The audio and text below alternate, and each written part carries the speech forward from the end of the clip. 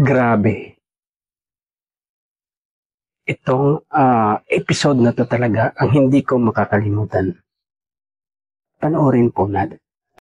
Kamusta? Kumusta?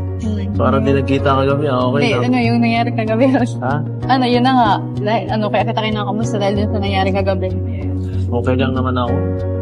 Wala na akong ginawang mali. Sa akin, sa akin lang naman, parang okay lang kung basin ako. At least, sa akin lang, wala naman akong ano eh. Hindi yun okay. Ibang ano lang. Gano'n lang ako. Lalo na kung wala ka namang ginagawang mali. Lumabas lang ako. Isang lang kaibigan. Siya ka na. Kung nadadamay ka pa sa mga ginagawa mo. Damay. Ha? Nadamay na pa. Ano? Anong nadadamay? Hindi naman ata totoo yung ini-issue nila. Kung nasa kanila na yun, kung ano isipin nila. Hindi ko na hindi ko na iwasan. Kung mga ganyan, kahit dati pa naman. Salamat na lang sa mga nagsuporta na gala. Hindi na lang ang tapakinggan ko. Hayaan sila, hayaan mo sila. Nandito pa rin ako kahit anong sabihin nila. Oo. Salamat ha. Salamat saan? Katuwala. Ito na lang yun, dapat lang magkatiwalaan ka. Dapat lang magkatiwalaan ka. Pag may problema, na ka, ako na lang yung kausapin mo.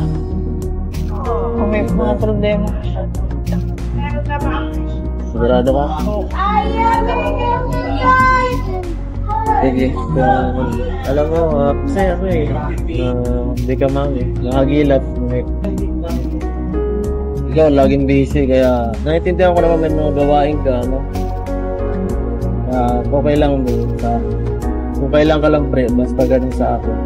Mag-a-adjust na lang ako. Naiintindihan ko naman. Kasi di rin naman ako palaging nandyan. Kasi yung mga din. Siyempre. Layo niya eh. Hindi talaga makapunta dito. Kaya, alam mo naman na panganay ko na ako. Okay yung nag-aasma. Ang nasa iyo lahat ng alas responsibility ng pamilya mo eh. Tindihan mo. Hindi ka nagduda. Kung magselos ka kahit konti, naiintindihan ko naman. Tiwala. Yan.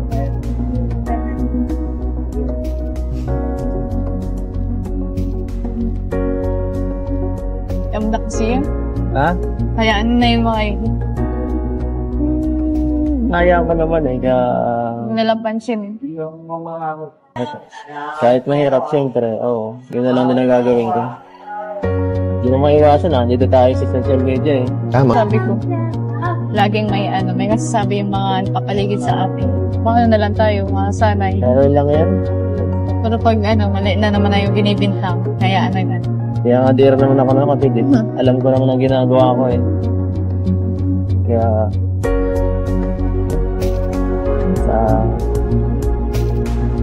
sa kanila na yun kung kung naniniwala sila o hindi. Kahit walang maniniwala sa akin, okay lang. Basta ikaw, kahit isa lang, ito lang, okay lang sa akin.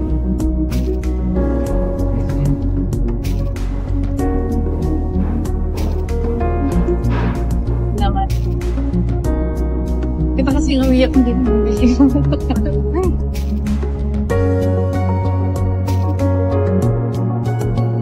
Nandito lang ako. Sana sa tabi. Ang dami na natin yung tinagdaanan eh. Ngayon pa ba sa Sure. Ayun, wag mo na muna masyadong isipin. Okay. Dapat pag birthday mo, mas pogi ka. Tama na kasi. Ano man yung mga problema ako yung huling bibitaw. Ano yung mga problema ako yung huling bibitaw. Parang bata. Ang mas nakakakilala sa'yo. Tatapos din yan issue yan. Wala na lang din. Sensya ka na ha. Medyo nag-emotional ako. Hindi ko lang, medyo di ka pinaya. Sa akin, bakit di mamahal ako sa'yo? Di mo pagalit kapag di ka makikita. Kasi mapalang ka sa iba. Kahit pa na ba ipilit, di pa rin magkakaloob. Marami ang inaasam natin dalawa, na sana ay tayo na. Mahigod ka sa akin, aking mahal. Kahit kung man ay di magbabago ang pag-ibig mo. Dahilan ng pangako ko sa'yo. Hindi na yan. Parang mensahe talaga kay Edsa. Message yan kay Edsa. Pag-ibig natin ang isipin lagi.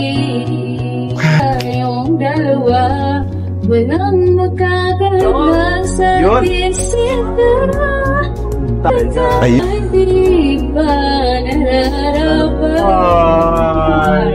bago ang pag-ibig mo?